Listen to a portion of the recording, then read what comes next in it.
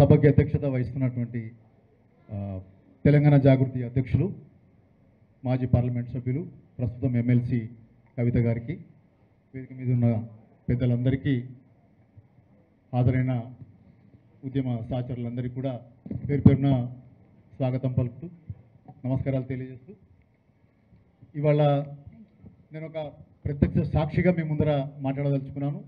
నేను గత 10 సంవత్సరాలుగా తెలంగాణ ప్రభుత్వంలో ఓఎస్డీగా ఇరిగేషన్ డిపార్ట్మెంట్లో 4 ఏళ్ల పాటు హరీష్ రావు గారి దగ్గర ఓఎస్డీగా, ఆ తర్వాత 5 ఏళ్ల పాటు ముఖ్యమంత్రి కేసీఆర్ గారి దగ్గర ఓఎస్డీగా పనిచేసిన అనుభవంతో ఈ రాష్ట్రంలో జరిగినటువంటి సాగునీటి రంగంలో అభివృద్ధి క్రమాన్ని ప్రత్యక్షంగా చూసిన వాడిని, అభివృద్ధి క్రమంలో ప్రత్యక్షంగా పాల్గొన్నవాడిని కాబట్టి ఆ అనుభవాలతోటి నేను మీ ముందర మాట్లాడదలుచుకున్నాను.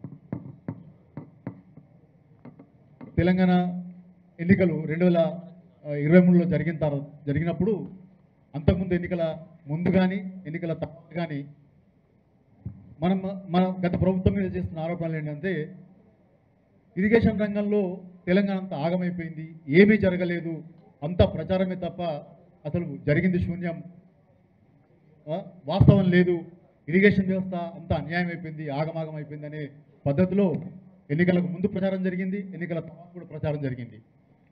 నిజంగా ఇది ఎంత పచ్చి అబద్ధపు ప్రచారం అంటే, మనం ఇంతకుముందు ప్రారంభోపన్యాసంలో కవిత గారు చెప్పినటువంటి ప్రగతి సూచికలు కనుక చూస్తే కనుక మనకు ఇది ఎంత అబద్ధమో తెలిసిపోతుంది. మేము 2023లో సాగునీటి శాఖ దశాబ్ది ఉత్సవాల సందర్భంగా మేము ఒక నివేదికను రూపొందించినప్పుడు అందులో మేము ప్రగతి సూచికలు తయారు చేసినాం.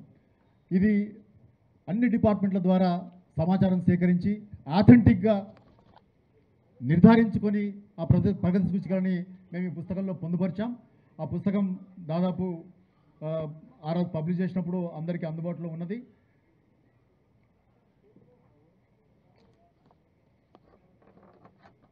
సాగునీటి రంగంలో ప్రగతి ప్రవాహం తెలంగాణ దశాబ్ది ఉత్సవాల నివేదిక ఈ పుస్తకానికి టైటిల్. దానికి నేనే సంపాదకత్వం వహించాను. అందులో మనకు ప్రగతి సూచికలు చూసినప్పుడు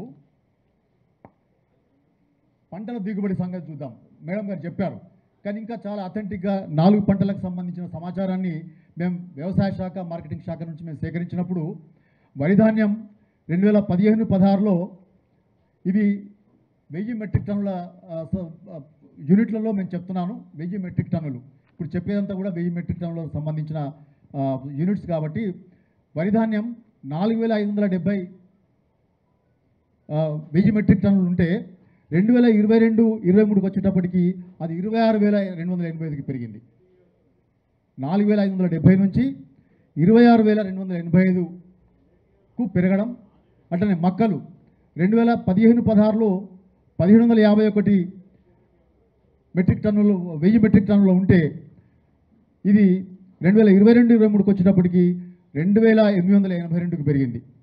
కందులు 104 1000 మెట్రిక్ టన్నులు ఉంటే 2022-23కి వచ్చేటప్పటికి 182కి పెరిగింది. వేరుశనగ 2005 1000 మెట్రిక్ టన్నులు ఉంటే 2022-23కి వచ్చేటప్పటికి 250కి పెరిగింది. అంటే ఈ 4 ప్రధాన పంటల్లో మనం ఉత్పత్తి ఏ రకంగా పెరిగిందనేది మేము సంవత్సరాల వారీగా సేకరించినాం. 2015-16, 16-17, 17-18, 18-19, 19-20 ఇట్లా 22-23 వరకు ఈ గణాంకాలు సేకరిస్తే చాలా గణనీయమైన ఒక అభివృద్ధి మనం ఈ పంటల ఉత్పత్తిలో సాధ్యపడిందని చెప్పి మనకు తెలుస్తున్నది. అంటే చేపల ఉత్పత్తికి సంబంధించి చూస్తే ఇది మత్స్యశాఖ నుంచి సేకరించిన సమాచారం. 2016-17లో ఎంత ఉత్పత్తి జరిగిందంటే 1,93,730 టన్నులు పెరుగుదల ఉంటే అది 2020-21కి వచ్చేటప్పటికి 3,49,000 మెట్రిక్ టన్నులకు పెరిగింది. 2016-17లో ఈ మత్స్య సంపద యొక్క విలువ 1,356 కోట్లుంటే 2020-21కి వచ్చేటప్పటికి 3,141 కోట్లకు పెరిగింది. ఇది మత్స్య సంపదకు సంబంధించిన అభివృద్ధి సూచిక. అట్లనే రైతుల ఆత్మహత్యలకు సంబంధించిన తగ్గుదల ఇది మనం చెప్తున్నది కాదు. National national crime records bureau వాళ్ళు మనం ప్రతి సంవత్సరం వాళ్ళు ఆత్మహత్యలకు సంబంధించిన నివేదికలు ప్రచురిస్తారు.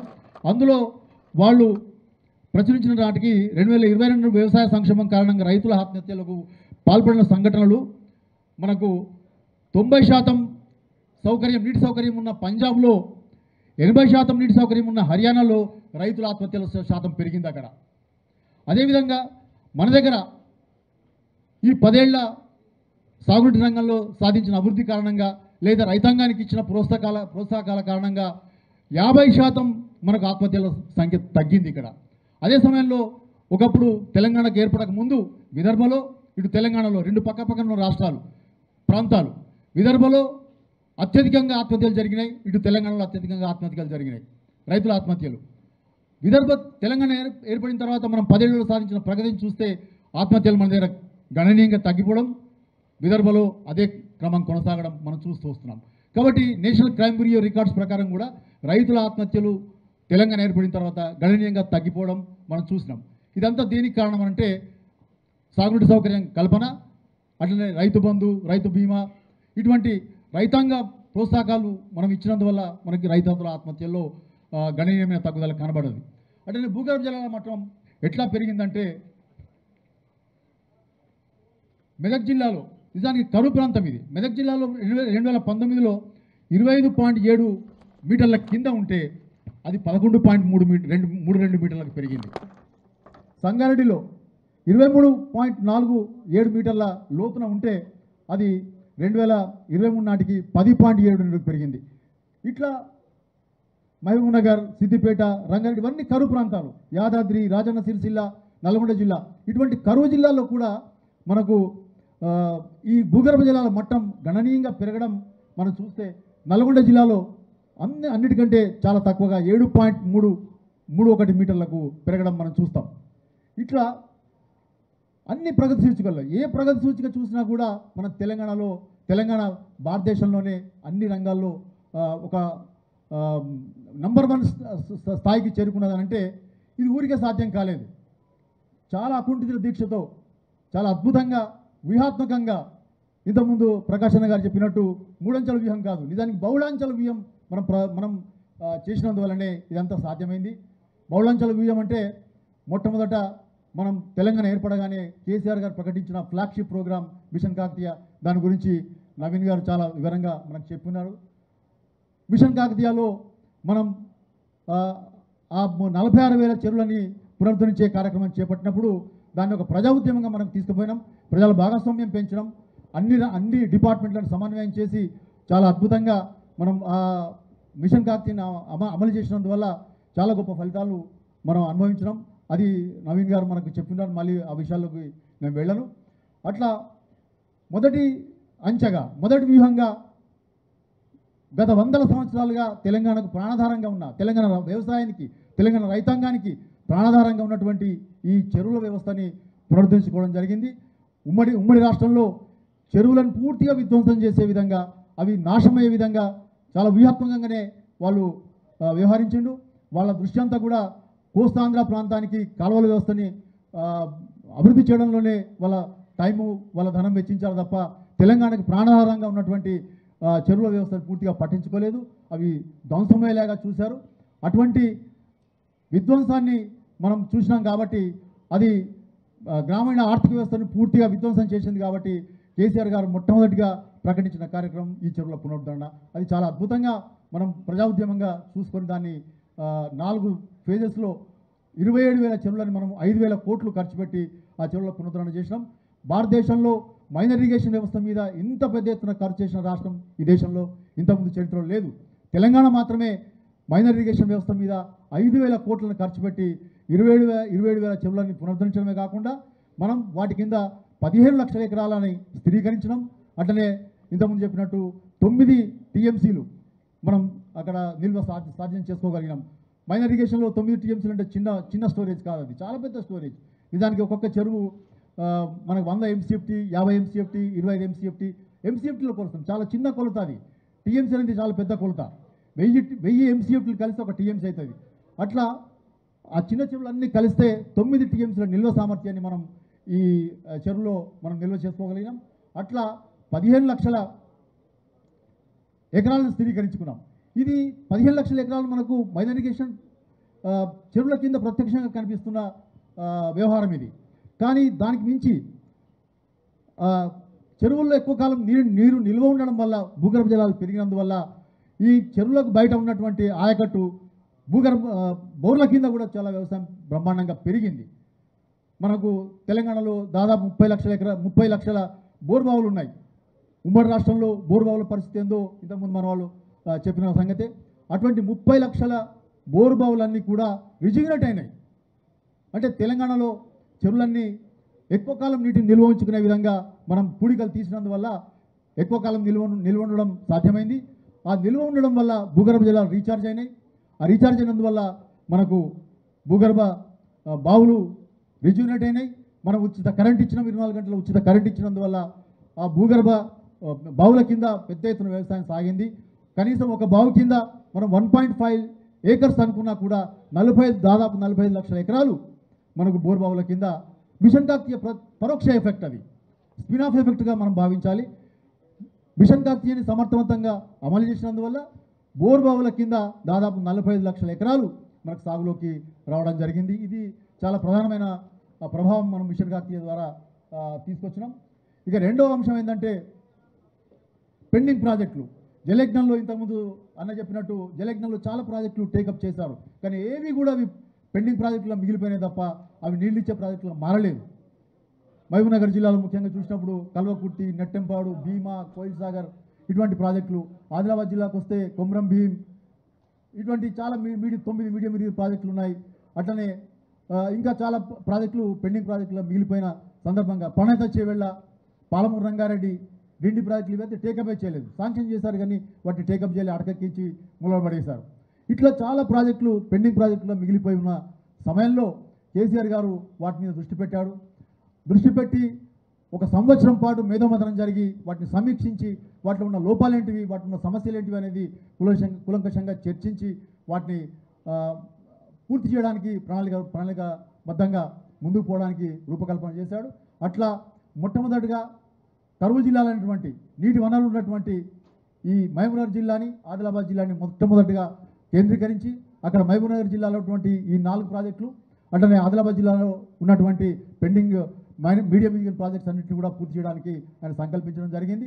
అట్లా వాటితో పాటు ఈ పెండింగ్ ప్రాజెక్టులతో పాటు అందులో కొన్ని ప్రాణేత చేవెళ్ళ లాంటి ప్రాజెక్టులు కూడా ఉన్నాయి. పెండింగ్ ప్రాజెక్టులలో అవి చాలా సమస్యలతో కూడుకున్నది. అంతర్రాష్ట్ర సమస్యలు ఉన్నాయి, దాంట్లో అటవీ సమస్యలు ఉన్నాయి, వన్యప్రాణి సంరక్షణ సమస్యలు ఉన్నాయి, ముంపు సమస్యలు ఉన్నాయి, రిజర్వాయర్ సమస్య ఉంది. రకరకాల సమస్యలతోటి అది ముందుకు పోవడం సాధ్యం కాలేదు. ముఖ్యంగా అంతర్రాష్ట్ర సమస్య.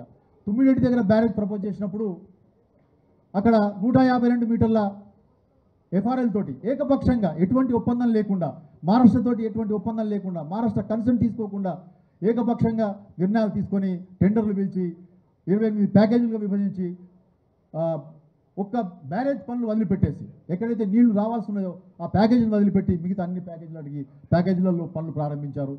అవన్నీ కూడా పెండింగ్లో పడిపోయినాయి. ఏ పని కూడా ముందుకు సాగలేదు. భూసేకరణ జరగలేదు, అటవీ సేకరణ జరగలేదు, రైల్వే క్రాసింగ్స్, రోడ్ క్రాసింగ్స్ అన్ని సమస్యలే. అటువంటి సమస్యకు నిలమైనటువంటి ప్రణేత చేవెళ్ళని ఆయన సంపూర్ణంగా సమీక్షించినప్పుడు ఇది ఇట్లా మనకు సాధ్యం కాదు, దీన్ని మనం రీఇంజనీరింగ్ చేసుకోవాల్సిన అవసరం ఉంది. నిజానికి ప్రణేత చేవెళ్ళని యథాతథంగా అమలు చేయడానికి కేసీఆర్ గారు చాలా ప్రయత్నం చేశాడు. ముఖ్యంగా ఇది అమలు చేయాలంటే మహారాష్ట్రతోటి మనకు ఒప్పందం అవసరం. ఒక సంవత్సరం పాటు మహారాష్ట్రతోటి అనేక సమయాల్లో సంప్రదింపులు జరిపాం. నేను ప్రత్యక్షంగా హరీష్ రావు గారితో, ముఖ్యమంత్రి గారితోగా నేను మహారాష్ట్రకి వెళ్ళి ఆ సంప్రదింపుల్లో పాల్గొన్నాం. వాళ్ళు ఎవ్వరు కూడా 152 మీటర్ల ఎఫ్ఆర్ఎల్ తోటి బ్యారేజ్ కట్టడానికి ఒప్పుకోలే. చాలా స్పష్టంగా మీరు 4 మీటర్ల ఎత్తును తగ్గిస్తే తప్ప, 145 మీటర్లకు తగ్గిస్తే తప్ప మేము ఈ ప్రాజెక్టును ఒప్పుకునే ప్రసక్తి లేదని చెప్పి వాళ్ళు కుండబద్దలు కొట్టినట్టు అనేక సందర్భాల్లో చెప్పిన సమయం మనం చూసినాం. కేసీఆర్ గారు స్వయంగా తన పుట్టినరోజు నాడు ఫిబ్రవరి 17 నాడు ఆయన ముంబైకి వెళ్ళి అక్కడ ముఖ్యమంత్రితోటి మాట్లాడి గవర్నర్ సమక్షంలో, గవర్నర్ అప్పుడు మన తెలంగాణ బిడ్డ విద్యాసాగర్ రావు గారే ఉన్నాడు, ఆయన చొరవతోటి ముంబైలో గవర్నర్ గారి ఇంట్లో సమావేశం జరిగినప్పుడు అక్కడ కూడా ఆనాడు బీజేపీ ప్రభుత్వం ఉండింది. దేవేంద్ర ఫడ్నవీస్ గారు ముఖ్యమంత్రి, ఆయన స్వయంగా గవర్నర్ గారి సమక్షంలో చెప్పాడు, మీరు అక్కడి నుంచి ఎన్ని నీళ్ళు తీసుకోవడానికైనా మాకు అభ్యంతరం లేదు, కానీ ముంపు సమస్యను పరిష్కరించకుండా మీరు ఎఫ్ఆర్ఎల్ తగ్గించకుండా మేము అక్కడ ప్రాజెక్ట్ని అనుమతించే ప్రశ్నే లేదని చెప్పి ఆయన కుండ బదులు కొట్టినట్టు గవర్నర్ సమక్షంలో చెప్పిన తర్వాత ఇక వీళ్ళతో సంప్రదింపులతోటి కలాపన అయితే తప్ప మనకు నీళ్ళు వచ్చే ప్రసక్తి లేదు అని చెప్పి దాని తర్వాత ఏం చేద్దాం అనే విషయం మీద మనకు హైదరాబాద్ వచ్చిన తర్వాత మళ్ళీ సమీక్ష చేశాడు. సమీక్ష చేసిన తర్వాత ఆ లోపలనే సిడబ్ల్యూసీ నుంచి మనకు ప్రధానంగా 2 లేఖలు వచ్చినాయి. 2 లేఖలు ఏంటంటే, ఒకటి నీటి లభ్యత, ప్రణిత చేవళ్ళ ప్రాజెక్ట్ని వాళ్ళు రివ్యూ చేసి మనకు 2 లేఖలు పంపించారు. ఆ 2 లేఖల్లో వాళ్ళు చెప్పిన విషయం ఏంటంటే, ప్రధానంగా చెప్పిన విషయం ఏంటంటే, తుమ్మిడెట్టి దగ్గర మీరు కోరినటువంటి 165 టీఎంసీల నీటి లభ్యత ఉంది. అయితే ఈ 165 టీఎంసీల నీటి లభ్యతలో 63 టీఎంసీలు ఎగువ రాష్ట్రాల వాటా కూడా కలిసి ఉంది. ఇప్పుడు వస్తున్నాయి నీళ్లు, కానీ భవిష్యత్తులో మీకు రిలయబుల్గా ఈ నీటి లభ్యత ఉండకపోవచ్చు అని చాలా స్పష్టంగా వాళ్ళు ఆ లేఖలో పేర్కొన్నారు. ఆ లేఖలో వాళ్ళు ప్రస్తావించిన మాటలు మీకు నేను వినిపిస్తాను. నిజానికి ఈ అంశాన్ని ప్రాజెక్ట్ విమర్శకులు కానీ ఇతరత వాళ్ళు విస్మరిస్తున్నారు. నీళ్లు ఉన్న సంగతే చెప్తున్నారు. 165 టీఎంసీలు ఉన్నాయని చెప్పింది కదా, లేవని ఎక్కడ చెప్పింది సిడబ్ల్యూసీ అని మనల్ని దబాయిస్తున్నారు. కానీ అదే లేఖలో వాళ్ళు చెప్పిన విషయం ఏంటంటే, as evident from detailed water availability studies carried out by project authorities and this office, అంటే CWC and this office in the last few years the net water availability at the barrage is about 165 TMC at 75% dependability, which includes perceived surpluses from the share of upstream states, which includes the perceived surpluses of upstream states, share of upstream states అని స్పష్టంగా రాస్తూ తర్వాత అదే దాని కింది పేరాలో as such the availability of surpluses from upstream states as estimated barrage site may not be reliably available in future, అని స్పష్టంగా రాశారు. The project authorities are advised to review the quantum of divertible flows from Pranhita barrage site considering the overall availability at the location, requirement of environmental flows, capacity of pumping, storage of barrage, en route and command area storages. ఇవన్నింటిని దృష్టిలో పెట్టుకొని మీరు అక్కడి నుంచి divert చేసే క్వాంటిటీని review చేసుకోండి.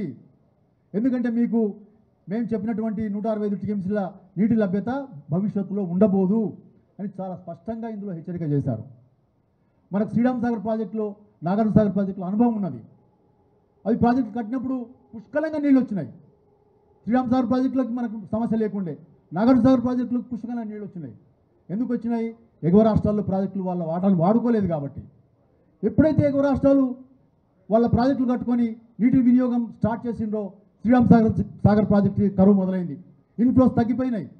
Nagarjuna సాగర్కి August September దాకా నీళ్లు రాని పరిస్థితి ఏర్పడింది. కాబట్టి ఈ అనుభవాలు మనకు ఉన్నాయి. ఏదైనా ప్రాజెక్ట్ మనం కట్టేటప్పుడు 100 ఏళ్ల లైఫ్ను దృష్టిలో పెట్టుకొని కడతాను తప్పితే ఇప్పుడున్న పరిస్థితిని దృష్టిలో పెట్టుకొని ప్రాజెక్ట్ కట్టాం. వాళ్ళు స్పష్టంగా హెచ్చరిక చేశారు, భవిష్యత్తులో మీకు నీళ్లు ఉండవు, రివ్యూ చేసుకోండి, ఇప్పుడే రివ్యూ చేసుకోండి అని చెప్పారు.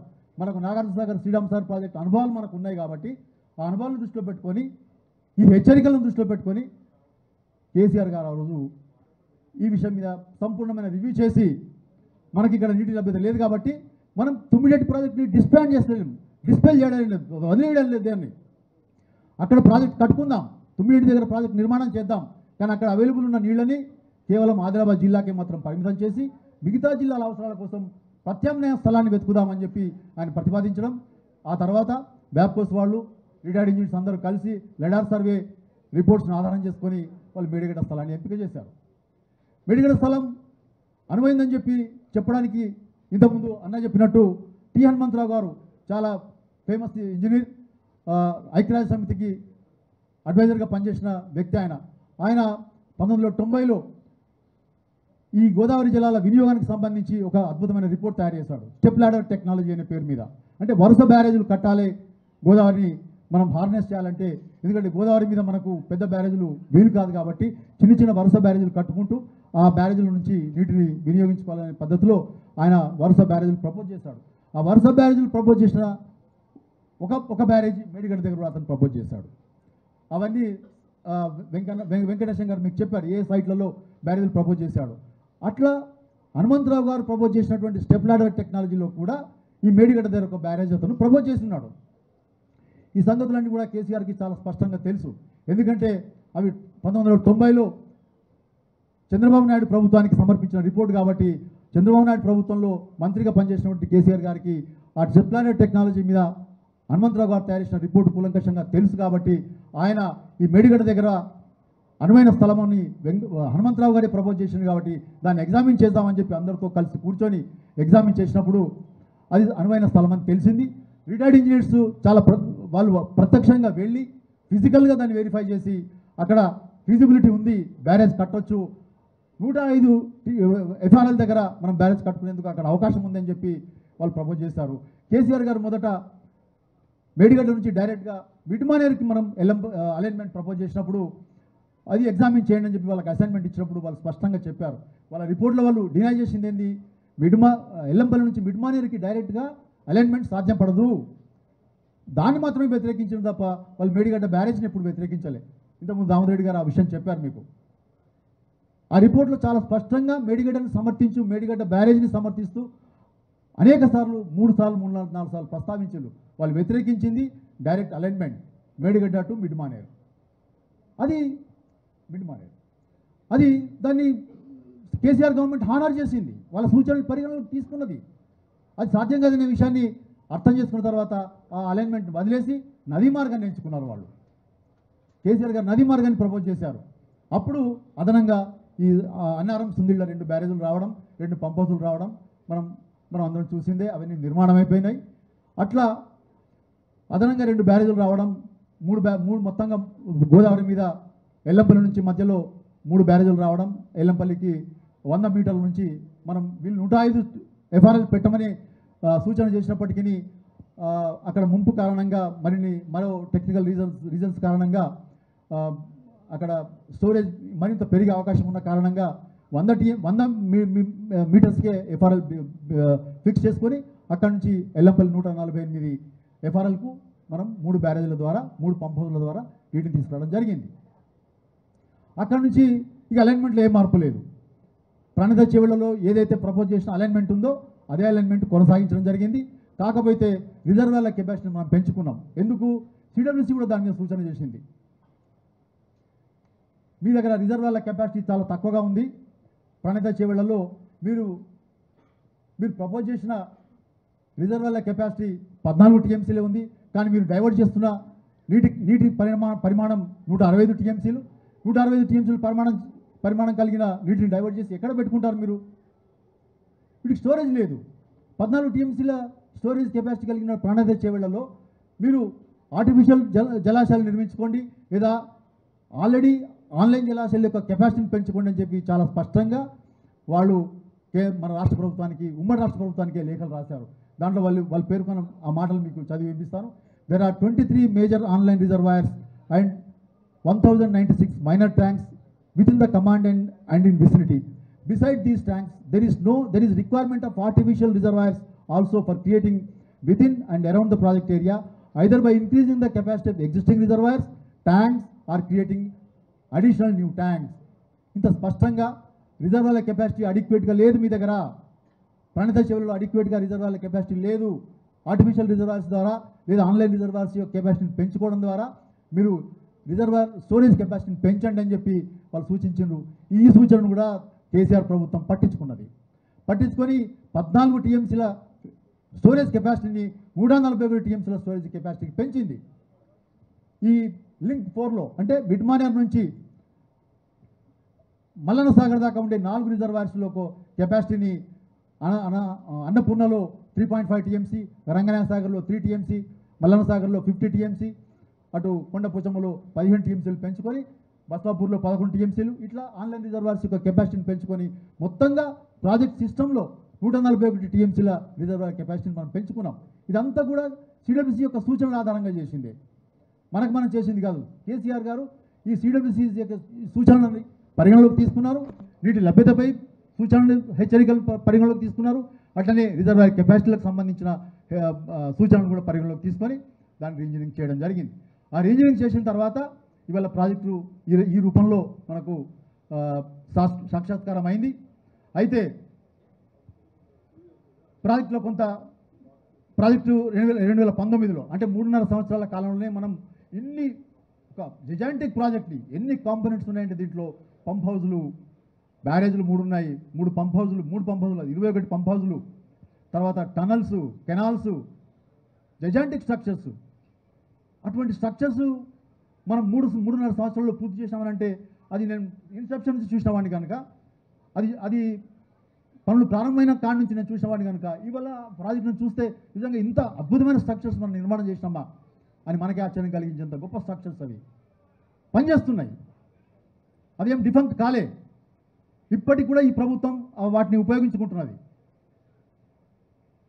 స్ట్రక్చరల్ డిస్టెన్స్ వచ్చింది కేవలం మేడిగడ్డ బ్యారేజ్ దగ్గరనే. ఎందుకు వచ్చింది అనే ప్రశ్న మనం అందరం వేసుకోవాల్సిందే. 2019లో ప్రాజెక్టు కమిషన్ అయిన తర్వాత 4 సంవత్సరాలు వరుసగా భారీ వరదలు వచ్చినాయి. 2019లో భారీ వరద, 2020లో భారీ వరద, 2021లో భారీ వరద, 2022లో వచ్చింది 500 ఇయర్స్ ఫ్రీక్వెన్సీ ఫ్లడ్. అది అంటే 500 సంవత్సరాలకు ఒకసారి వచ్చే ఫ్లడ్ అది. అటువంటి ఫ్లడ్ 2022లో వచ్చింది. ఈ 4 భారీ ఫ్లడ్స్ని తట్టుకొని అవి నిలబడ్డాయి. ఆ 3 బ్యారేజ్లు నిలబడ్డాయి. ఒకవేళ నాణ్యతల లోపం ఉంటే, డిజైన్ల లోపం ఉంటే, క్వాలిటీ పరమైన లోపం ఉంటే కనుక అవి ఆ ఫ్లడ్స్కి కొట్టుకుపోయి ఉండేవి. కానీ నిలబడ్డాయి అవి. మేడిగడ్డ బ్యారేజ్లో కూడా మొత్తంగా 8 బ్లాకులుగా ఒక 85 పియర్స్ తోటి ఆ బ్యారేజ్ నిర్మాణం అయింది. 8 బ్లాక్స్ ఉంటాయి. ఆ 8 బ్లాక్స్లో కేవలం 7వ బ్లాక్లో మాత్రమే 3 పిల్లర్స్ పొంగినాయి. మిగతావన్నీ కూడా ఏ రకమైన స్ట్రక్చరల్ డిస్టెన్స్ గురి కాలే. ఒకవేళ నాణ్యత లోపం ఉంటే, డిజైన్ లోపమే కనుక ఉంటే ఆ మొత్తం బ్యారేజ్గా ఆ స్ట్రక్చరల్ డిస్టెన్స్ గురి కావాల్సి ఉండే. మిగతా 2 బ్యారేజ్లు అటువంటి స్ట్రక్చరల్ డిస్టెన్స్ గురి కావాల్సి ఉండే, ఆ సంక్షోభానికి గురి కావాల్సి ఉండే. కానీ కాలే. ఎందుకు కాలేదంటే అవి అంత పకడ్బందీగా అన్ని డిజైన్ పారామీటర్స్ని పాటించి నిర్మించింది కాబట్టి, క్వాలిటీని మెయింటైన్ చేసింది కాబట్టి అవి మా మామూలు కంపెనీలు కావు ఆ స్ట్రక్చర్స్ కట్టినవి. ఎల్ఎన్టీ మేడిగడ్డని కట్టింది, ఆఫ్స్కాన్ వాళ్ళు అన్నారం బ్యారేజ్ని కట్టిండ్రు, నవయుగ వాళ్ళు సుందిళ్ళ బ్యారేజ్ని కట్టారు. వాళ్ళంతా కూడా అనుభవజ్ఞమైన ఏజెన్సీలు. వాళ్ళు కట్టిన బ్యారేజ్లు కాబట్టి అవి నిలబడ్డాయి. ఆ నాణ్యతను మనం పాటించినాం, ఆ డిజైన్ పారామీటర్స్ని మనం పాటించినాం కాబట్టి అవి నిలబడ్డాయి.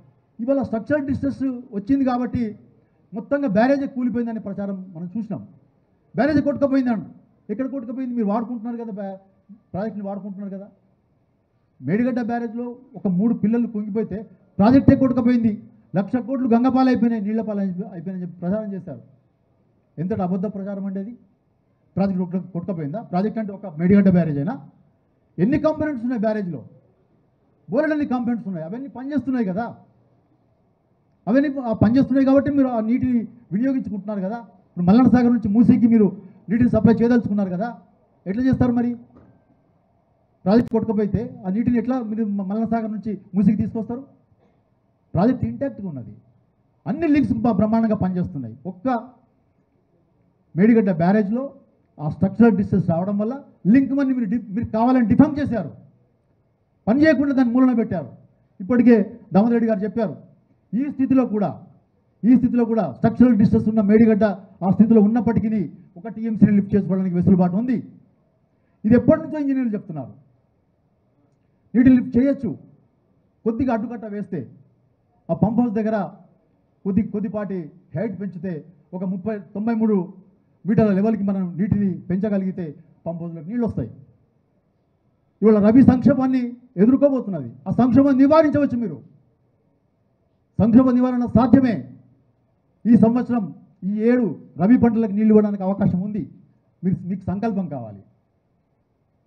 సంకల్పం చేయగలిగితే ఇంజనీర్లు అందుకు అనుకూలమైన పరిస్థితులు క్రియేట్ చేస్తారు, పంప్ చేస్తారు. అందుకు అనుకూలమైన పరిస్థితులు ఉన్నాయి. ఈవెన్ 1 టీఎంసీ అయినా లిఫ్ట్ చేయడానికి ఇవాళ పరిస్థితులు అనుకూలంగా ఉన్నాయి. ఇక రెండవది చాలా అమాయకపు విమర్శ, బ్యారేజీలు ఇసుక మీద కడతారా అని. బ్యారేజ్లకి లేదా డ్యామ్లకి ఫౌండేషన్స్ ఉండే తేడా తెలియని వాడు అడిగే ప్రశ్న ఇది. నిజమే, బ్యారేజ్ ఇసుక మీదే కడతారు. ఎక్కడన్నా కూడా భారతదేశంలో ఏ బ్యారేజీలు చూసినా ఇసుక మీదే కడతారు. వాటిని ఫ్లోటింగ్ ఫౌండేషన్స్ లేదా పర్మియబుల్ ఫౌండేషన్స్ అంటారు. ఈ పర్మియబుల్ ఫౌండేషన్స్ మీద బ్యారేజ్ నిర్మాణానికి కేంద్ర ప్రభుత్వ సంస్థలు bureau of Indian standards is codes ఇచ్చాయి. సెంట్రల్ వాటర్ కమిషన్ వాళ్ళు గైడ్లైన్స్ జారీ చేశారు. Central board of irrigation power వాళ్ళు డిజైన్ ప్రొసీజర్స్ని మనకి ఇచ్చారు. భారతదేశంలో ఎక్కడ బ్యారేజ్ డిజైన్ చేసినా కూడా, ఎక్కడ బ్యారేజ్ నిర్మాణం జరిగినా కూడా ఈ 3 సంస్థలు ఇచ్చినటువంటి కోడ్స్ని, గైడ్లైన్స్ని, సర్కులర్స్ని ఆధారం చేసుకుని డిజైన్ చేస్తారు. మన ఇంజనీర్లు కూడా, మన సిడిఓ ఇంజనీర్లు కూడా వీటిని ఆధారం చేసుకుని డిజైన్ చేశారు. వేరే విధంగా చేయడానికి లేదు ఇంకా. కాబట్టి ఇవాళ బ్యారేజ్లు ఇసుక మీదే కడతారు. పరక్క బ్యారేజ్ కానీ, మన ప్రకాశం బ్యారేజ్ కానీ, ధవళేశ్వరం బ్యారేజ్ కానీ, ఇతరత్ర భారతదేశంలో కట్టిన బ్యారేజ్లు అన్నీ కూడా ఇసుక మీదనే కట్టారు. వాటిని పర్మియబుల్ ఫౌండేషన్స్ అంటారు. అయితే ఈ పర్మియబుల్ ఫౌండేషన్స్కి సంబంధించిన డిజైన్స్ని ఫాలో చేసి ఆ లోడ్స్ అన్నింటినీ తీసుకొని మనం డిజైన్ చేసాం, ప్రాజెక్ట్ కట్టుకున్నాం. ఇవాళ నిలబడి ఉన్నాయి అవి. ఆ డిజైన్స్ని మనం ప్రొసీజర్స్ని ఫాలో చేసినందువల్ల ఆ బ్యారేజ్లు నిలబడి ఉన్నాయి ఇప్పటికీ. తర్వాత ఇంకొక ప్రశ్న వేస్తారు, ఇవి డైవర్షన్ స్ట్రక్చర్స్ కదా బ్యారేజ్లు అంటే. ఈ డైవర్షన్ స్ట్రక్చర్స్ని మీరు స్టోరేజ్ స్ట్రక్చర్స్గా మార్చుకున్నారు కాబట్టే ఆ స్ట్రక్చర్స్ కుంగిపోయే దశకు వచ్చినాయి అనే ఒక అమాయక ప్రశ్న ఇంజనీర్లు వేస్తున్నారు. స్టోరేజ్ స్ట్రక్చర్స్గా మీరు ఎట్లా చేస్తారు? బ్యారేజ్లు అంటే డైవర్షన్ స్ట్రక్చర్స్ కదా, మళ్లింపు స్ట్రక్చర్స్ కదా, మళ్లింపు పథకాలు కదా అవి. ఇది జనరల్గా వర్తించే సూత్రమే. ప్రకాశం బ్యారేజ్లో కానీ, ధవళేశ్వరం బ్యారేజ్లో కానీ ఈ సూత్రం వర్తిస్తుంది. ఎందుకంటే అవి పైనుంచి కిందికి గ్రావిటీ ద్వారా నీళ్ళు తీసుకుపోయే స్ట్రక్చర్స్ అవి, మళ్లింపు పథకాలు అవి, నిజంగా మళ్లింపు పథకాలు అవి. కానీ తెలంగాణలో ఉండే బ్యారేజ్లు అటువంటి స్వభావంతో ఉన్నాయి కావు. తెలంగాణలో ఉన్న బ్యారేజ్లు కింద నుంచి పైకి తీసుకుపోయే నీళ్ళు స్ట్రక్చర్స్ అవి. 100 మీటర్ల నుంచి 618 మీటర్ల దాకా నీళ్ళని తీసుకుపోయి ఎత్తిపోసే పథకం అది. ఆ స్ట్రక్చర్స్కి తప్పనిసరిగా నిల్వ నీరు ఉండాలి, స్టోరేజ్ ఉండాలి. ఉండకపోతే అవి మళ్ళించలేవు. ఇప్పుడు మెడిగడ్డ దగ్గర కన్నెపల్లి పంప్ హౌస్లోకి నీళ్లు పోవాలంటే తప్పనిసరిగా కొంత లెవెల్లో మనం ఆ నీటిని నిల్వ చేస్తే తప్ప వాటిని మనం మళ్ళించలేము. అట్లనే అన్నారం దగ్గర కూడా కొంత లెవెల్ మనం మెయింటైన్ చేస్తే తప్ప మనం అన్నారం పంప్ హౌస్లోకి నీళ్ళని డైవర్ట్ చేయలేము. కాబట్టి గ్రావిటీ ద్వారా నీటిని సరఫరా చేసే బ్యారేజ్లకి, ఎత్తిపోతల ద్వారా తెలంగాణ లాంటి ఎత్తిపోతల పథకాల్లో కట్టిన బ్యారేజ్లకి తేడా ఉన్నది. ఈ తేడాను అర్థం చేసుకోకుండా స్టోరేజ్ స్ట్రక్చర్స్ మీరు ఎట్లా కడతారంటే, స్టోరేజ్ స్ట్రక్చర్స్ కట్టకుండే నీళ్ళు ఇవ్వలేం మనం. బ్యారేజ్ల్లో కూడా స్టోరేజ్ అవసరమే. నిజానికి వీళ్ళు మేడిగడ్డ దగ్గర మనం స్టోరేజ్ పెట్టింది 16 టీఎంసీలే. ఈ 16 టీఎంసీకి గగ్గోలు పెడుతున్నారు.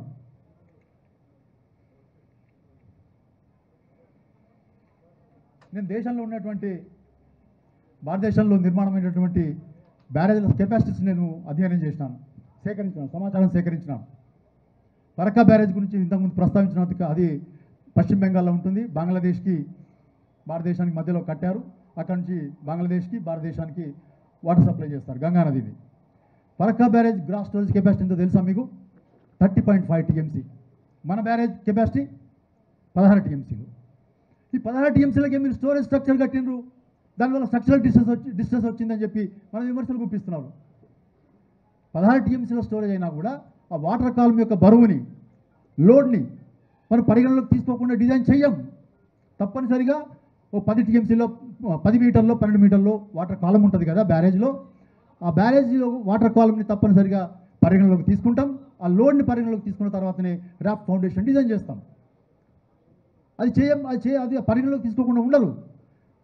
Farakka barrage gross storage capacity 30.5 TMC. Live storage ఎంత? 23.1 టీఎంసీ. డెడ్ స్టోరేజ్ 7 టీఎంసీ ఉంది అక్కడ. Dead storage 7 TMC. అట్లనే గంగా బ్యారేజ్ ఉత్తరప్రదేశ్లో ఉంది. Gross storage capacity 13.4, live storage 8.3, dead storage 5.1 TMC. అట్లనే తెహ్రీ బ్యారేజ్, తెహ్రీ డ్యామ్ కింద ఇంకొక బ్యారేజ్ కట్టారు ఉత్తరాఖండ్లో. అక్కడ కూడా gross storage capacity 11.5 TMC, live storage 7.6 TMC, dead storage 3.9 TMC. ఇట్లా గుజరాత్లో కూడా కాక్రాపూర్ బ్యారేజ్ అని ఒకటి ఉంది. అక్కడ gross storage capacity 8.6, live storage capacity 6 TMC, dead storage 2.6 TMC. ఇట్లా అంటే మన బ్యారేజ్ల స్టోరేజ్ని విమర్శించే వాళ్ళు ఇవన్నీ పరిగణలోకి తీసుకోవాలి. ఇవి తెలియకుండా మాట్లాడొద్దు. ఫరక్కా బ్యారేజ్లో 30 టీఎంసీల కెపాసిటీ కలిగిన ఫరక్కా బ్యారేజ్లో కూడా ఇటువంటి సమస్యలు వచ్చినాయి, గతంలో వచ్చినాయి. ఇంతకుముందు అన్న చెప్పినట్టు గోదావరి బ్యారేజ్లో కూడా వచ్చింది, కాటన్ బ్యారేజ్లో కూడా ఈ సమస్యలు వచ్చినాయి. ఈ పర్మియబుల్ ఫౌండేషన్స్లో నిర్మాణం చేసినటువంటి అన్ని స్ట్రక్చర్స్కి సాధారణంగా సంభవించే సమస్యలే, వాటిని పరిష్కరించుకోవచ్చు. ఫరక్కా బ్యారేజ్లో వచ్చినటువంటి సమస్యను పరిష్కరించుకున్నారు, బ్యారేజీని వినియోగంలోకి పెట్టిండ్రు. ధవళేశ్వరం బ్యారేజ్లో వచ్చిన సమస్యను పరిష్కరించుకున్నారు, వినియోగంలో పెట్టారు. ఇవాళ మేడిగడ్డ బ్యారేజ్ కూడా పరిష్కరించుకునే అవకాశం ఉంది. ఈ సంగతి నేను చెప్పడం కాదు, మొన్న కమిషన్ ముందర ఆ స్ట్రక్చర్ నిర్మాణం చేసినటువంటి L&T సంస్థని చెప్పింది, బ్యారేజ్ని పునరుద్ధరణ చేయొచ్చు అని చాలా స్పష్టంగా కమిషన్కి నివేదించింది వాళ్ళు. ఇప్పుడు NDSA నివేదిక ఇస్తే తప్ప మేము దాన్ని పునరుద్ధరించామని చెప్పి మన ప్రభుత్వం కాలయాపన చేస్తే రైతాంగం నష్టపోతారు. ఈ సంవత్సరం ఖరీఫ్కి నీళ్ళు ఇవ్వలేకపోయినాం, గత సంవత్సరం రబీలో నీళ్ళు ఇవ్వలేకపోయినాం, ఈ సంవత్సరం ఖరీఫ్లో ఇవ్వలేకపోయినాం, ఈ సంవత్సరం రబీలో కూడా ఇవ్వలేకపోతాం. రైతాంగం చాలా సంక్షోభంలో కూరుకుపోతున్నది మెల్లమెల్లగా.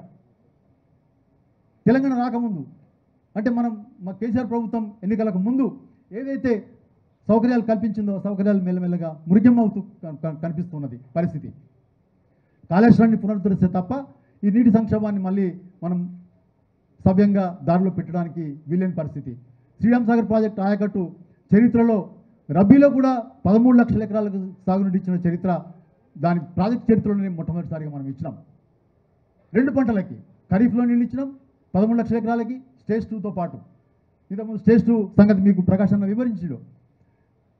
ఆ స్టేజ్ 2 కాలువలు తవ్విన 15 ఏళ్ళకి కానీ కాళేశ్వరం వచ్చిన తర్వాత కాళేశ్వరంని మనం కట్టిన తర్వాత కానీ మనం ఆ 15 ఏళ్ళ కింద తవ్విన కాలువలోకి నీళ్లు ఇవ్వలేకపోయినాం.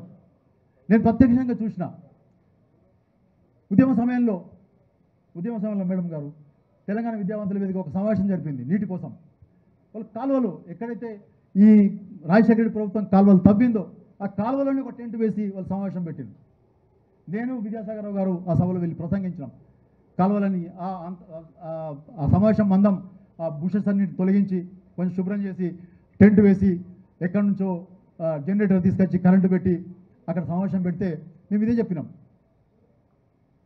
నీళ్ళు ఇవ్వాలి, స్టేజ్ 2కి నీళ్ళు ఇవ్వాలంటే తప్పనిసరిగా ప్రాంత చేవళ్ళ రావాలి, కాళేశ్వరం రావాలి అని చెప్పి ఆ రోజు మనం చెప్పినప్పుడు నిజంగా 2019లో మా చీఫ్ ఇంజనీర్తో కలిసి నేను ఆ నీళ్లు పారిస్తే స్థలంకి వెళ్ళినప్పుడు మేము ఎక్కడైతే సమావేశం పెట్టినామో ఆ సమావేశం దగ్గర నిలబడి చూసినప్పుడు నా గుండె చాలా ఆనందం నిండిపోయింది. ఎక్కడైతే నిరసన సమావేశం పెట్టినామో ఆ కాలువలో FRL తోటి నీళ్ళు బ్రహ్మాండంగా నీళ్లు పోతున్నాయి.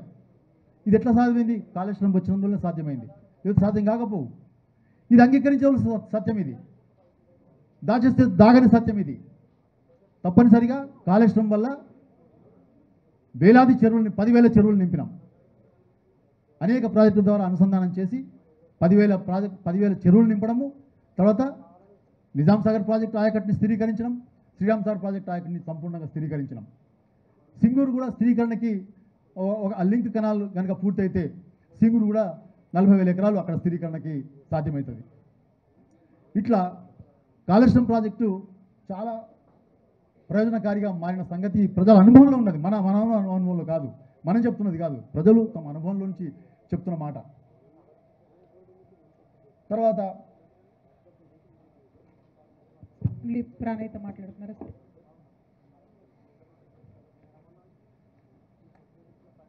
ఇక తెలంగాణ వచ్చిన తర్వాత కృష్ణా జలాల్లో మీరు పూర్తిగా ఆంధ్రప్రదేశ్కి తాకట్టు పెట్టేసిన ఒక విమర్శ. 2099 512 రేషియోకి మీరు ఒప్పుకొని వచ్చేసిండ్రు, మీరు తాకట్టు పెట్టేసిండ్రు, దారాదత్తం చేశారు తెలంగాణ నీళ్ళని అని చెప్పి ఒక విమర్శ కేసీఆర్ ప్రభుత్వం మీద పెడుతున్నారు. దానికి వాళ్ళు చూపించిన సాక్ష్యం ఏంటంటే జూన్ 18, 19, 2015లో ఢిల్లీలో జరిగినటువంటి సమావేశంలో ఆ సమావేశం మినిట్స్ని సాక్ష్యంగా చూపిస్తున్నారు. నిజంగా అటువంటి దారాదత్తం చేసే పరిస్థితి ఉంటుందా? ఆ సమావేశంలో పాల్గొన్నది ఎవరు? నీళ్లు నిజాలు పుస్తకాలు రాసినది, ఉద్యమంలో నీళ్ల గురించి పెద్ద ఎత్తున క్యాంపెయిన్ చేసినటువంటి విద్యాసాగరరావు గారు సమావేశంలో పాల్గొన్నాడు. ఇక్కడ నుంచి కేసీఆర్ గైడెన్స్లో వాళ్ళంతా వెళ్ళారు, కేసీఆర్ నుంచి సమావేశం సూచనలు తీసుకొని అక్కడ వెళ్ళారు. జోషి గారు ఉన్నారు, విద్యాసాగర్ రావు గారు అటువంటి పరిస్థితి చేసే అవకాశం ఉందా? నిజానికి ఆ సమావేశం మినిట్సే వాళ్ళ అబద్ధాన్ని నిరూపిస్తాయి.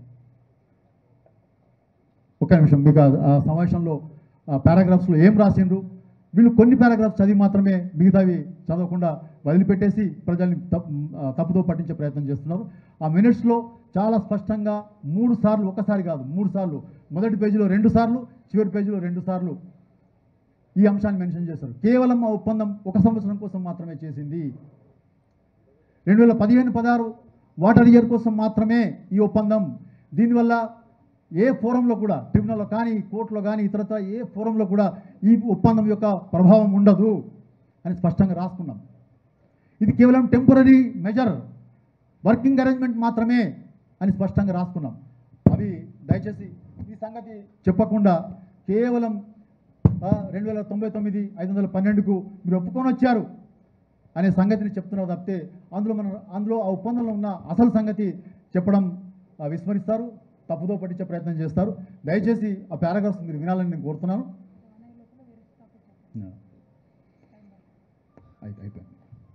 అయితే అట్లా 1 ఇయర్ కోసం మాత్రమే ఆ ఒప్పందం చేసుకోవడం జరిగింది. తర్వాత ఎందుకు చేసుకోవాల్సి వచ్చింది? ఎందుకంటే అప్పటికే ట్రిబ్యునల్ ఏర్పాటై ఉన్నది. సెక్షన్ 89 కింద, విభజన చట్టంలో సెక్షన్ 89 కింద ట్రిబ్యునల్ ఏర్పాటై ఉన్నది. అది దానికి 2 ఇయర్స్ ఎక్స్టెన్షన్ ఇచ్చారు. అది KWD 2 ఇంతకుముందు 4 రాష్ట్రాల మధ్య నీటి పంపిణీ చేసిన ట్రిబ్యునలే దానికి 2 ఏళ్ల పాటు ఎక్స్టెన్షన్ ఇచ్చారు. 2 ఏళ్ల పాటే కదా, 2 ఏళ్లలో మనకు తీర్పు వస్తుంది కదా. ఈ 1 సంవత్సరంలో మనకు మునిగిపోయేదేముంది, ఆ 1 సంవత్సరానికే మనం ఒప్పందం చేసుకుంటున్నాం అనే పద్ధతిలో. రెండవది, ఆనాటికి మనం వినియోగించుకోవడానికి మన ప్రాజెక్టులు కూడా పూర్తి కాలేదు. కల్వకుర్తి కానీ, నెట్టెంపాడు కానీ, భీమా కానీ, కోయిల్ సాగర్ కానీ అవి కన్స్ట్రక్షన్లో ఉన్నాయి తప్ప అవి ఇంకా వినియోగంలోకి వచ్చే ప్రాజెక్టుగా లేవు. మనం ఒకవేళ ఎక్కువ నీళ్ళు తీసుకోవాలనుకున్నా కూడా వినియోగించుకోలేని ఒక పరిస్థితి. సంవత్సరం కోసమే ఒప్పందం చేసుకున్నాం కాబట్టి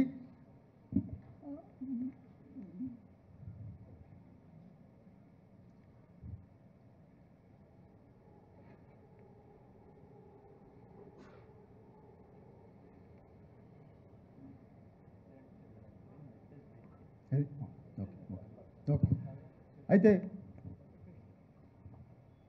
1 సంవత్సరం కోసం చేసుకున్న ఒప్పందం అది. 15-16లో ఫస్ట్ అపెక్స్ కౌన్సిల్ మీటింగ్ జరిగింది. ఫస్ట్ అపెక్స్ కౌన్సిల్ మీటింగ్లో కూడా మళ్ళీ 1 సంవత్సరానికి కొనసాగింపుకు మనం అంగీకరించినాం. అది కూడా 1 సంవత్సరమే. 1 సంవత్సరానికే 16-17కు మనం కొనసాగించుకున్నాం. కానీ 17-18 వచ్చేటప్పటికి మనం మహబూబ్నగర్ జిల్లా ప్రాజెక్టులు 4 కూడా వినియోగంలోకి వచ్చి ఉన్నాయి. 4 కూడా కల్వకుర్తి, నెట్టెంపాడు, భీమా, కోయిల్ సాగర్ ఈ 4 ప్రాజెక్టులు వినియోగంలోకి వచ్చినాయి. కాబట్టి 17-18 నుంచి మనం ట్రిబ్యునల్లో కానీ ఇతరత్ర అన్ని ఫోరమ్స్లో కేంద్ర ప్రభుత్వానికి బోలెడని లేఖలు రాసినాం. మాకు ట్రిబ్యునల్ తీర్పు వచ్చేదాకా 50-50 షేర్ ఇవ్వాలి మాకు, మేము దానికి తప్ప మరో దానికి అంగీకరించామని చెప్పి చాలా స్పష్టంగా అనేక సార్లు అనేక లేఖలు మనం రాసున్నాం. 50-50 రేషియోకి సంబంధించిన మన లేఖలు ఎప్పుడు మొదలైనాయంటే 2018లో జూలై 7, 2018లో మనం రాస్తే, అంటే 2016-17కు మనం మరొక సంవత్సరానికి పొడిగించుకున్నాం. కాబట్టి 2017-18 వచ్చేటప్పటికి మన ప్రాజెక్టులు వినియోగంలోకి వచ్చినాయి. కాబట్టి మనం నీటి వినియోగం పెరిగింది. కాబట్టి ఇక ఈ 2099-512 రేషియో మనకు పనికిరాదు. తప్పనిసరిగా ట్రిబ్యునల్ తీర్పు వచ్చేదాకా మాకు 50% నీటి వాటా కావాలని చెప్పి 2018 జూలై నుంచే మనం కరస్పాండెన్స్ స్టార్ట్ చేసినాం. 2018 జూలై నుంచే 50-50 రేషియోకి సంబంధించిన డిమాండ్ మనం పెడుతూ వస్తున్నాం. కేఆర్ఎంబీ సమావేశంలో ప్రతి సమావేశంలో ఈ విషయం మనం స్ట్రెస్ చేస్తూ వస్తున్నాం. కేంద్ర ప్రభుత్వానికి ఇవ్వడం లేఖలు రాసినాం. ఆ లేఖలు ఒక 17 లేఖలు మనం 2022 వరకు, జూలై 2022 వరకు 17 లేఖలు ఈ అంశం మీద మనం కేంద్ర ప్రభుత్వానికి రాసినాం. ఈ లేఖలన్నీ కూడా మనం పత్రికలకు రిలీజ్ చేస్తున్నాం. మనం చేసిన ఎఫర్ట్ తెలియకుండా కాదు, ప్రతి ఒక్క లేఖని మనం పత్రికలకు రిలీజ్ చేసినాం. అట్లా మన ఎఫర్ట్ 50% డిమాండ్కు సంబంధించిన ఎఫర్ట్ని మనం తక్కువ చేయలేదు. ఎప్పటికప్పుడు మనం మన వాటాని, మన షేర్ని, మన హక్కులని, కృష్ణా బేసిన్లో మన హక్కులని కాపాడుకోవడానికి తీవ్రమైన ప్రయత్నం చేస్తూ వస్తున్నాం. ఇది దీనికి సంబంధించిన అంశం. ఇక సెక్షన్ 3కి సంబంధించిన రిఫరెన్స్ విషయంలో చాలా తీవ్రమైన కృషి జరిగింది. కేసీఆర్ ప్రభుత్వం తెలంగాణ ఏర్పడిన మొదటి నెలలోనే 14/7/2014 అంటే 2 జూన్ 2014 నాడు తెలంగాణ ఏర్పడితే మనం ఈ కంప్లైంట్ని దాఖలు చేసింది 17/7/2014. అంటే జూలైలోనే మనం ట్రిబ్యునల్ ఏర్పాటు చేయమని చెప్పి సెక్షన్ 3 కింద inter state river water dispute act 1956 కింద సెక్షన్ 3 కింద ట్రిబ్యునల్ ఏర్పాటు చేయమని చెప్పి మనం 2014 జూలైలోనే లేఖ రాయడం జరిగింది. ఆ లేఖ రాసిన తర్వాత ట్రిబ్యునల్లో ఆ చట్టం ప్రకారం సంవత్సరం లోపల కనుక కేంద్ర ప్రభుత్వం ఈ అంశాన్ని పరిష్కరించకపోతే మనం న్యాయం కోసం సుప్రీంకోర్టును ఆశ్రయించే అవకాశం ఉంది. మనం 1.5 year వేచి చూసినాం. ఫస్ట్ అపెక్స్ కౌన్సిల్ 2016లో జరిగినప్పుడు కేసీఆర్ గారు ఈ విషయం మీద చాలా స్పష్టంగా ఒత్తిడి చేశారు. ట్రిబ్యునల్ వేయండి, మా కంప్లైంట్ మీ దగ్గర పెండింగ్ ఉన్నది అని చెప్తే వాళ్ళు దీని మీద చర్యలు తీసుకుంటామని చెప్పి ఆ రోజు మినిట్స్లో రికార్డు కూడా చేయడం జరిగింది. ఫస్ట్ అపెక్స్ కౌన్సిల్ 2016లో జరిగినప్పుడు ట్రిబ్యునల్ మీద వాళ్ళు మేము దీని మీద యాక్షన్ తీసుకుంటామని చెప్పి మనకు వాగ్దానం కూడా చేశారు. కానీ ఆ వాగ్దానాన్ని తుంగలో దొక్కి వాళ్ళు ట్రిబ్యునల్ వేయలేదు. సెక్షన్ 89 కింద విచారణ కొనసాగిస్తూ వచ్చారు. 2014 నుంచి 2016 దాకా వాళ్ళు ట్రిబ్యునల్ వేయకపోతే మనం న్యాయం కోసం సుప్రీంకోర్టుని ఆశ్రయించవలసి వచ్చింది. సుప్రీంకోర్టుని ఆశ్రయిస్తూనే అనేక లేఖలు కేంద్ర ప్రభుత్వానికి రాష్ట్రం. ఆ లేఖలు 3 పేజీల్లో మేము చూస్తే ఎన్ని లేఖలు అంటే 32 లేఖలు రాష్ట్రం దీని మీద. 32 లేఖలు. ఒకవేళ సుప్రీంకోర్టులో కేసు ఉన్నప్పటికీ లేఖలు రాస్తూనే ఉన్నాం. ప్రతి అంశంలో ప్రతి ఫోరంలో మనం ఈ డిమాండ్ చేస్తూనే వస్తున్నాం. ఆఖరికి సెకండ్ అపెక్స్ కౌన్సిల్లో 2020 అక్టోబర్లో సెకండ్ అపెక్స్ కౌన్సిల్ మీటింగ్ జరిగినప్పుడు కేసీఆర్ గారు ముఖ్యమంత్రిగా ఈ విషయం తప్ప వేరే విషయం మాట్లాడలేదు. ఆయన మీరు ట్రిబ్యునల్ వేయండి, మాకు సెక్షన్ 89 కింద విచారణలో న్యాయం దక్కదు. ఈ విషయం ఏం చెప్పడం కాదు, జడ్జి గారే స్వయంగా చెప్పాడు తన తీర్పులో. ఏమని ఇంటర్వ్యూ తీర్పులో చెప్పాడు, ఇది నా పరిధిలో విషయం కాదు, పునః పంపిణీ అనేది నేను చేయలేను. నాకుండే సెక్షన్ 89 ప్రకారం నాకుండే టర్మ్స్ ఆఫ్ రిఫరెన్సెస్లో కేవలం ప్రాజెక్ట్ వైజ్ అలొకేషన్స్ మాత్రమే చేయమన్నారు తప్ప పునః పంపిణీ చేయమని లేదు. కాబట్టి కృష్ణా జలాల్లో తెలంగాణకు ఆంధ్రకి పునః పంపిణీ చేసే అధికారం నాకు లేదు, నా పరిధిలోని విషయం కాదు అని స్పష్టంగా చెప్పాడు. కాబట్టి మాకు సెక్షన్ 89 విచారణ ప్రకారం న్యాయం దక్కదు, మాకు న్యాయం వాడ దక్కదు. కాబట్టి సెక్షన్ 3 ప్రకారం మీరు ట్రిబ్యునల్ వేయండి అని చెప్పి పెద్ద ఎత్తున ఒత్తిడి చేస్తారు. పెద్ద ఎత్తున అంటే ఆ అంశం తప్పితే వేరేది మాట్లాడలేదు ఆయన. ఆ ఒత్తిడికి తలవొక్కి ఆనాడు కేంద్ర జలశక్తి మంత్రిగా ఉన్నటువంటి గజేంద్ర సింగ్ షెకావత్ గారు ఆయన తలవంచవలసి వచ్చింది. అయితే ఒక మెలిక పెట్టాడు, మీరు సుప్రీంకోర్టులో కేసు వేస్తున్నారు కదా, ఆ కేసు విత్డ్రా చేసుకోండి, అప్పుడు మాత్రమే మేము లా డిపార్ట్మెంట్కి పంపించి వాళ్ళ ఒపీనియన్ తీసుకున్న తర్వాత, అంటే లా ఒపీనియన్ దేనికోసం, ఇప్పుడున్న ట్రిబ్యునల్కి నివేదించడమా లేకపోతే కొత్త ట్రిబ్యునల్ వేయడమా అనే అంశం మీద మేము ఒపీనియన్ తీసుకున్న తర్వాత మేము ట్రిబ్యునల్ దాని మీద తగిన చర్య తీసుకుంటామని చెప్పి హామీ ఇస్తే ఆయన హామీని నమ్మి సుప్రీంకోర్టులో కేసు విత్డ్రా చేసుకున్నాం. విత్డ్రా చేసుకున్న తర్వాత కూడా 1.5 year తర్వాత కానీ వాళ్ళు ట్రిబ్యునల్కి అడిషనల్ రిఫరెన్సెస్ రిఫర్ చేయలేదు. అంటే ఎన్నికలకు ముందు 2023 అక్టోబర్లో పార్లమెంట్ ఎన్నికలు వస్తున్నాయి, మన తెలంగాణ ఎన్నికలు వస్తున్నాయి.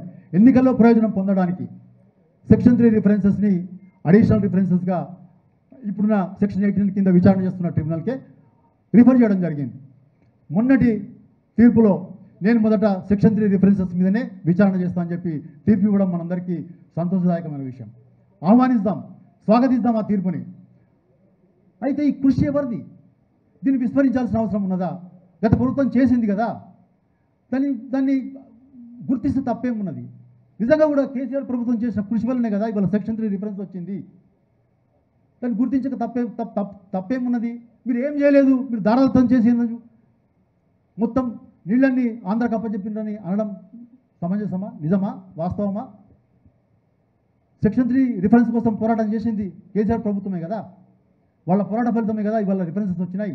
ఆ పోరాట ఫలితమే కదా మొన్న ట్రిబ్యునల్ నేను సెక్షన్ 3 ప్రకారమే మొదట విచారణ చేస్తానని చెప్పింది. ఎస్, విచారణ జరుపుతుంది.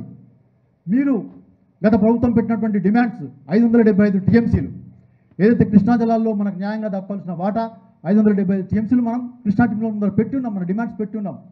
ఆ డిమాండ్స్ని మీరు సమర్థవంతంగా వాదించి ట్రిబ్యునల్ని ఒప్పించి న్యాయమైన వాటా పొందడానికి మీరు చేయండి కృషి. ఆ కృషి మీ ఫలితం మీ ఫలితం దక్కుతుంది. మీ కృషి ఫలితం అది. సెక్షన్ 3 రిఫరెన్సెస్ కేసీఆర్ కృషి ఫలితం. ఇప్పుడు మీరు ట్రిబ్యునల్ విచారణ జరుగుతున్నప్పుడు మీరు అధికారంలో ఉన్నారు కాబట్టి ఆ సెక్షన్ 3 వాదనను కొనసాగించండి, సమర్థవంతంగా కొనసాగించండి. 575 టీఎంసీల వాటాను సాధించండి. అప్పుడు మీ కృషి ఫలిస్తుంది. దాన్ని మీరు క్లెయిమ్ చేసుకోవచ్చు. మీ కృషి ఫలితం అది. తప్పనిసరిగా మీ కృషి ఫలితమే. మేము స్వాగతిస్తాం. తెలంగాణ ఉద్యమకారులుగా, తెలంగాణ బిడ్డగా స్వాగతిస్తాం. కానీ గత ప్రభుత్వం చేసినటువంటి కృషిని, సెక్షన్ 3 సాధించిన కృషిని మీరు తక్కువ అంచనా వేస్తే బాధ కలుగుతుంది. ఎందుకంటే ప్రత్యక్షంగా ఆ కృషిని చూసిన వాడిని కనుక, నేను ఆ కృషిలో పాల్పంచుకున్న వాడిని కనుక. Thank you. తర్వాత ఇంకేమైనా ఇష్యూస్? ఇంకొక విషయం. తర్వాత ఇప్పుడు ఇంతకుముందు మనం ప్రస్తావన చేసినటువంటి పోలవరం, గోదావరి, బనకచెర్ల లింక్ తీసుకొస్తున్నారు. చాలామంది అడుగుతున్నారు, అది కిందికి పోయే నీళ్ళు కదా, మనం వాడుకునే నీళ్ళు కదా, వాళ్ళు వాడుకుంటే మనకేంది నష్టం, మనకేం కష్టం అని అంటే ప్రకాశం అని చెప్పిండు. మన హక్కులకు సంబంధించిన సమస్య అది. గోదావరిలో మన ప్రాజెక్టులు ఇంకా పెండింగ్లో ఉన్నాయి. కేంద్ర ప్రభుత్వం దగ్గర అనుమతుల కోసం వేచి చూస్తున్నాయి. 968 టీఎంసీల మన హక్కులను పరీక్షించుకునేదాకా మనం ఎట్టి పరిస్థితుల్లో ఆ ప్రాజెక్టును అనుమతించే ప్రసక్తే లేదు. అనుమతించొద్దు, వ్యతిరేకించాల్సిందే తప్పనిసరిగా. విభజన చట్టం ఏం చెప్తుంది? ఏ రాష్ట్రమైనా ఒక కొత్త ప్రాజెక్టు చేపడితే ఫస్ట్ డిపిఆర్ తయారు చేయాలి, పక్క రాష్ట్రానికి ఇవ్వాలి. అట్లనే గోదావరి అయితే జేఆర్ఎంబీకి, కృష్ణ అయితే కేఆర్ఎంబీకి సమర్పించాలి. వాళ్ళు అప్రైజల్ తీసుకోవాలి. ఆ అప్రైజల్ నుంచి అపెక్స్ కౌన్సిల్కి వెళ్ళాలి. అపెక్స్ కౌన్సిల్ అనుమతి తీసుకున్న తర్వాతనే ప్రాజెక్టును చేపట్టాలి. కానీ ఇక్కడ జరుగుతున్నదా? విభజన చట్టంలో ఉన్నటువంటి ఆ రూల్స్ని ఉల్లంఘించి ఇవాళ ప్రాజెక్టు రూపకల్పన చేసి డైరెక్ట్గా కేంద్ర ప్రభుత్వానికి నిధుల కోసం 80,000 కోట్ల నిధుల కోసం అప్లికేషన్లు పెట్టి పైరవీలు చేసుకుంటూ తిరుగుతుంటే మనం ఎట్లా ఊరుకుంటాం? విభజన చట్టం ప్రకారం అపెక్స్ కౌన్సిల్ చర్చకు రావాలి కదా. ఇవాళ తీర్మానం చేయవలసిందిగా నేను కోరుతున్నాను. అపెక్స్ కౌన్సిల్ పెట్టాలి, గోదావరి బనకచెర్ల ప్రాజెక్టు మీద చర్చ జరగాలి. తప్పనిసరిగా ఇవాళ రౌండ్ టేబుల్ సమావేశం తీర్మానం చేయాలి. మన హక్కులకు సంబంధించిన సమస్య 968 టీఎంసీల హక్కుల స్థిరీకరణ జరిగేదాకా మనం గోదావరి బనకచెర్ల లింక్ని ఎట్టి పరిస్థితులు అంగీకరించే అవసరం లేదు. ఈ విషయంలో ప్రభుత్వం తగిన చర్యలు తీసుకుంటుందని చెప్పి ఆశిస్తూ ఈ అమూల్యమైన అవకాశం ఇచ్చినటువంటి తెలంగాణ జాగృతి సంస్థకి ధన్యవాదాలు చెప్తూ సెలవు తీసుకుంటున్నాను. Thank you sir. నీళ్లు నిజాలు అని మనం సెమినార్కి పెట్టినటువంటి పేరుని సార్థకం చేస్తూ దగ్గరగా కేసీఆర్ గారితో పనిచేసినారు కాబట్టి అన్ని అంశాల మీద కూలంకుషంగా వివరణ ఇచ్చినటువంటి శ్రీధర్ దేశపాండే సార్కి మనస్ఫూర్తిగా ధన్యవాదాలు తెలియజేస్తున్నాను సార్. తమరు చెప్పినట్టుగా ఖచ్చితంగా అపెక్స్ కౌన్సిల్ తీర్మానం పెట్టి ఆంధ్ర పాలకులు చేస్తున్నటువంటి గోదావరి బనకచెర్ల అనేటటువంటి అక్రమ ప్రాజెక్టుని పర్మిషన్ ఇవ్వవద్దు అని చెప్పి మనము ఈ తీర్మానం చేస్తూ తప్పకుండా ఈ రౌండ్ టేబుల్ నుండి తీర్మానం చేస్తామని కూడా ఈ సందర్భంగా మీకు తెలియజేస్తూ, మరి ఇప్పుడు ఆల్మోస్ట్ మనకు రాష్ట్ర స్థాయిలో ఓవరాల్ వ్యూ ఇచ్చేటటువంటి అంశాలన్నీ కూడా చాలామంది పెద్ద నాయకులంతా కవర్